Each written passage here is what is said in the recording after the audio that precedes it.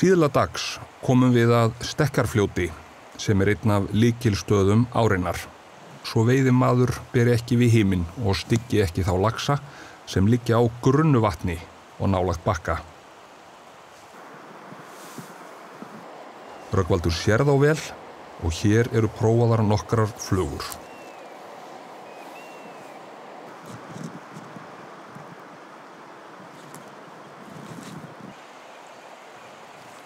Einum nóg boðið, búinn að sjá endalaust af flugum í allt sumar og segir þetta gott, en þeir eru fleiri.